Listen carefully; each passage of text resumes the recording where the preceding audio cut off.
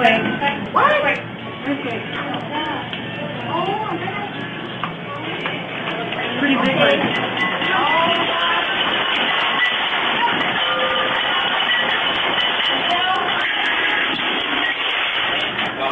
It was side to side. It was very strong.